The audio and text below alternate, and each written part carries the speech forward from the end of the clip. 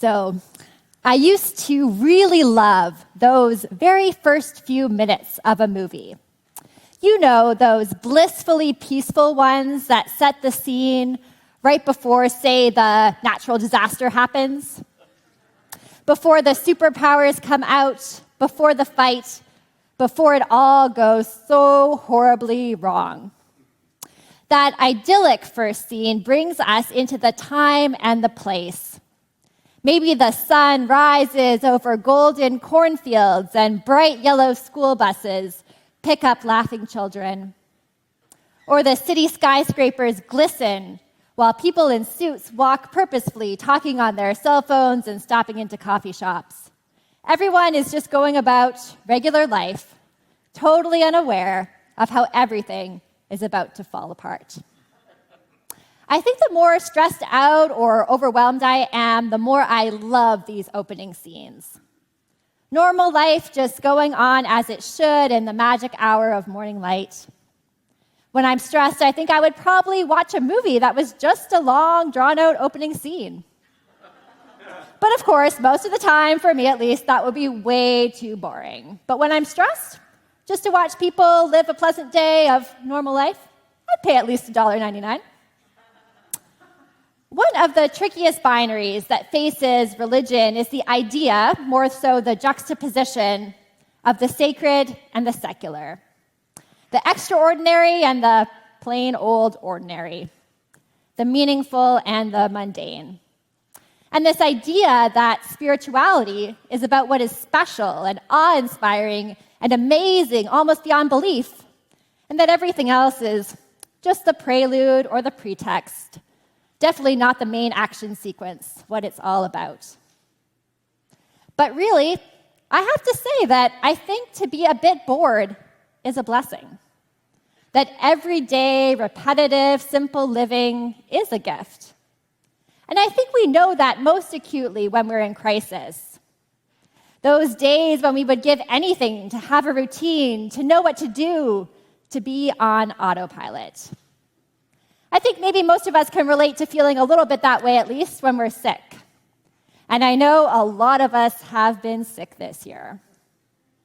You know the feeling when everything feels just hard, when you've had to cancel plans, when your brain is foggy and your body aches just from sitting around. I know that when I'm unwell, I yearn so badly for normalcy, just to get through a regular day with my usual energy and mental clarity. That would be enough. And then, often as I am slowly getting better, I just feel so grateful. The first day back to work, it just feels good to be moving with the current of normal life. To get things done, check things off my to-do list, wear regular clothes even, lie down at the end of the day feeling accomplished. I often say to myself, I'm not going to take my health for granted anymore. I marvel at how great it feels just to breathe easily. I think, I'm not going to forget the bliss of feeling normal. But then, of course, I do forget. I get distracted by those regular, everyday things. Next thing you know, I am taking my health for granted and I'm distracted by those everyday annoyances until, of course, the next time I get sick and it starts all over again. So many of us have gone through hard times, even harder than being sick perhaps, that make us yearn for those regular days. I think so often about February of 2020, how naive I was back then and how much more I should have appreciated life. People who lose a loved one so often yearn to go back to the time before it happened, to have just one more day of life blissfully unaware of what is to come. Many people who have migrated watch life in their new home going on all around them and yearn for the ability to work and live normally and confidently, and long for that time before when they knew their place in the fabric of community, felt they belonged, and where that belonging was not questioned by anyone. But when we're living regular, old, somewhat boring life, it can be hard to see it as a blessing. Maybe it's because we are comparing our lives with something better rather than something worse. Studies done recently show that celebrity culture has influenced what we think of as normal.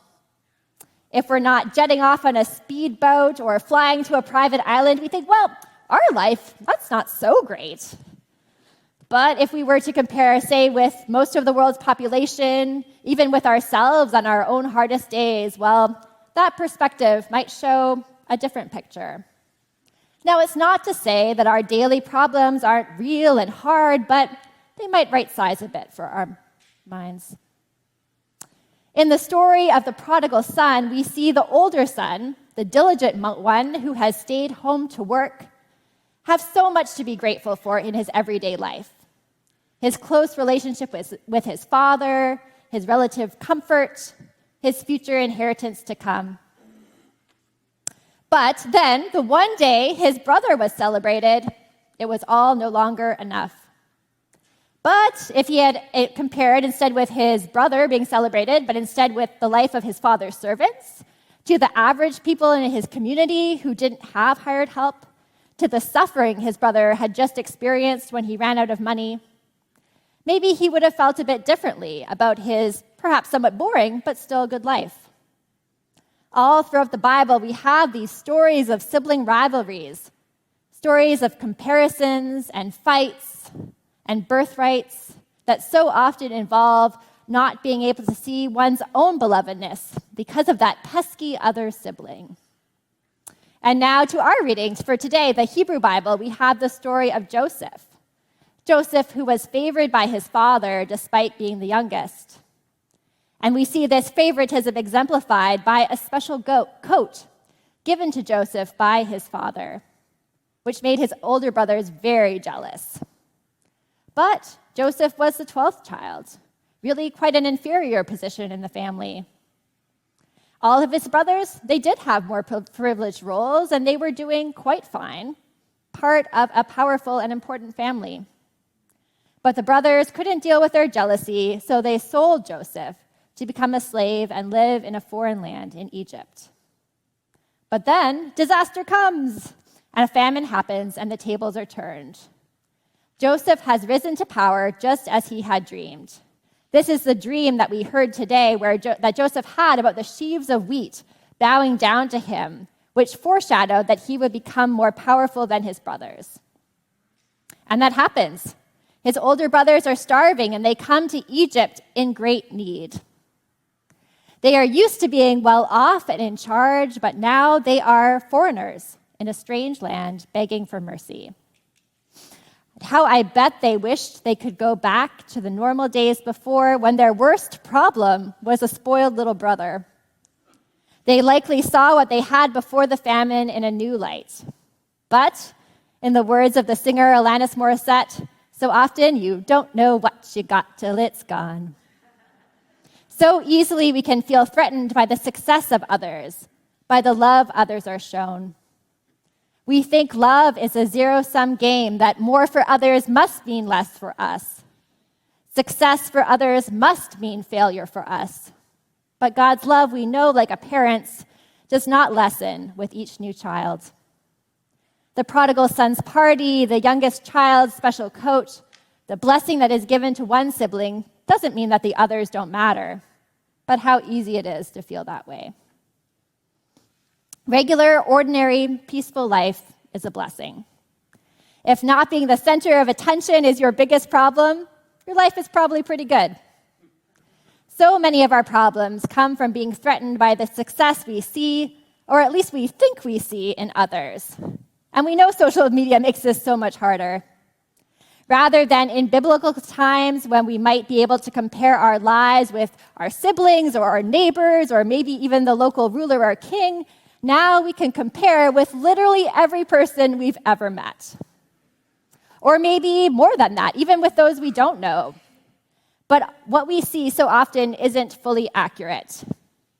It's a curated image with photos chosen and cropped and filtered to look just so.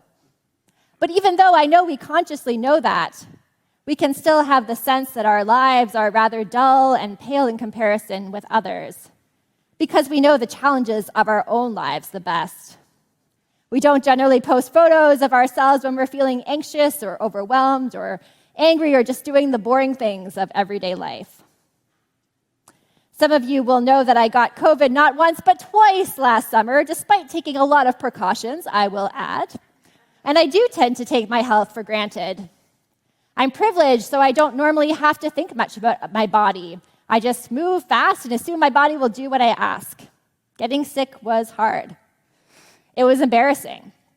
I felt like I had failed after 2 years of successfully resisting the virus. But when I look back at the photos I posted from the summer, it's strange to realize even though I was so sick for so many weeks, the photos tell an entirely different story. Just looking back at those photos, you'd think I had a great summer, living the California dream of blue skies and hikes and time with friends. But back to reality of my summer, I remember lying on the couch one day, just wishing I could do something that would feel normal. I bargained, thinking what I would trade to just be able to sleep soundly, breathe easily, and think clearly. Forget the big stuff, I'd take just that. One of the things I could do and did do was listen to podcasts. I got onto a series of first-person stories from around the world, narratives of people who had migrated due to war or famine, violence, invasion. And I felt like there was some very surface level, of course, resonance, though, between their longing for a before time and mine, despite, obviously, the scope of the longing being so different. In those stories, I heard a longing for home, for a time before they had to flee. I remember listening to a Ukrainian woman talking about her grief for the little things, even missing the view from her office window, knowing that even if she could go back, the view would be forever changed by the catastrophic destruction. And I remember, too, one young man from Somalia's story, how he missed the time when he could just speak his first language in everyday life, when he walked around confidently with a professional job and a home, and he understood all of the jokes as part of the culture. In his story, he shared about how there was so much he didn't appreciate about his former life until he had to leave. He said, "I remember complaining about Somalia, the traffic, the smells of the cooking fires, the stress of the hustle-focused culture. But now I would do almost anything to have that back, especially to feel competent and confident and as though I belonged." Indian-Canadian author Scotchy Kool describes her own experience, saying, "Fitting in is a luxury rarely given to immigrants or children of immigrants. Home, somehow, is always the last place you left and never the place you're in." Now, of course, not every migrant has a positive memory of home, and in fact, many have fled great hardship. But of course, there are many who do appreciate much about the place they have landed. But it seemed that a lot of the stories I listened to last summer had this element of longing for the normalcy and everyday life that they had taken for granted, especially for the way they had fit in and were not subject to challenging legal statuses and racism and controversy and hatred just for being present, just for being. As I said, one of the dominant themes in many religions is this idea of the sacred and the secular, the holy day, the holiday, and the regular day. But most religions also problematize that binary. Many traditions use everyday things in special ways sometimes, and have stories of God being found in the ordinary and the imminent all around us. In the Bible, we read the simple message to offer welcome to anyone in need, and it seems almost too basic, despite the fact that we're not very good at it. In Christianity, we see Jesus using everyday things like mustard seed and sheep and coins to demonstrate deep spiritual truths. But I think most of us still long for the extraordinary and the awe and the kind of fall on your knees beautiful revelation. Our sermon series this fall has been about how we are better together. But at face value, sometimes it seems like we might be better on our own. Better if we didn't have others to be comparing ourselves to. Better if we just looked at and focused on our own lives. But I think there is so much we can learn from one another's not curated perfection, but deep, authentic truths. So much we can offer to one another by being real about what is going on in our own lives. And if we open up and share both the blessings and the imperfections of our lives, we can normalize the normal that is the ups and downs, the heartaches and hopes, and also struggles. We can help others feel more able to share their own realities by sharing ours. Sometimes it can be hard to appreciate the boring in our own lives, but authentic relationships can help us see it in better perspective. The story of Joseph, I believe, is a story of being better together. The older brothers are able to literally survive because they humble themselves to explain their predicament to their little brother and receive help. And as for Joseph, well, do I think he could have benefited from the message that we are better together? I think so. Did he really need to tell his brothers about the dream he had that he would come to rule over them? Did he need to accept that special robe, or at least could he have tried not to lord it over his siblings? That special robe, sometimes referred to as a multicolored robe, although that isn't in the text, has been argued to serve as an allusion to the rainbow in the Noah's Ark story. A reminder of God's promise with humanity that God will always be on the side of flourishing and abundant life. In the Joseph story, we see struggle in the form of the famine, the opposite of a flood, but we still have the promise that God will find a way to bring forth new life out of disaster. And Joseph, despite his questionable bragging and boastful attitude, he does what is right to save his family and many others from the famine. He knows it is his call to make it better for them all together. And we can see in the Joseph story God doing what God so often does, using the youngest and the one who is least expected to turn around the tables and bring forth blessing and literal salvation from starvation. The last shall be first. We are truly better together, and when we follow the lead of those who are on the margins, we might find ourselves right at the center of God's call. Not at the center of power, but at the center of compassion and mercy and justice, equipped to reach out and expand the welcome, make the togetherness even better together. Some migrants and refugees, yes, like Joseph, go on to do amazing things and invent and achieve and make incredible contributions. But I think we need to celebrate the achievement that it is just to build an ordinary life in a brand new land. The achievement that it is to survive and become accepted as boring. And these new neighbors, migrants, in turn, offer us all the opportunity to reorient our lives and our societies toward what really matters and create safety nets that will uplift and protect us all. We need to celebrate the achievement that it is just to get back to some sense of ordinary life after many other challenges and illnesses and traumas too, be that whatever form of trauma or challenge we have experienced. Maybe it's because of the movies, but I think sometimes we have this idea that we imagine it must be a superhero we need to come and save us all. But so often it's not one extraordinary person, but a ragtag group of regular folks living regular, ordinary lives who, in coming together, can change the world.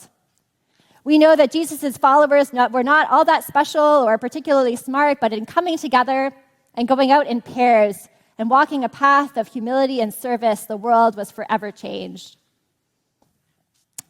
You, my friends, today may well be on a journey, literal or figurative. You may be displaced and disoriented and wandering. You may be longing for that time before the event that upset and changed everything. You may be looking longingly at the lives of others, at your own past life. And if that is the case for you, I pray that you will find a way to reach out for support. That you will know deeply in yourself that God wants you to have every need fulfilled. And yes, I know it is so hard and can be scary to share what you're going through, but we are better together. You are loved and you matter, and we are with you, even as we may often fail to live into that vision fully. Or today you may be living that ho-hum regular life. Nothing special, but stable, a little boring even. And while I do believe that God wants more for you than monotony or drudgery, I do believe that there can be blessings in the ordinary, in the stability, and the gift of being okay, of having enough of the essentials. And if you find you're looking for a bit more sparkle, a bit more adventure, I invite you to consider whether that might include a call to serve, to welcome someone who is struggling or new, or to get involved in a community of others working for justice and serving the world. We as a church, I promise you, have lots of ideas if you need help finding out where to start. Life is truly better when it is lived together in all of the messiness and joy of community. I do believe we are called to walk this life together, to support and be willing to receive support, and in doing so, to love God and receive God's love. We are not called to journey alone. We are better together. And God is with us at every step. Thanks be to God. Amen.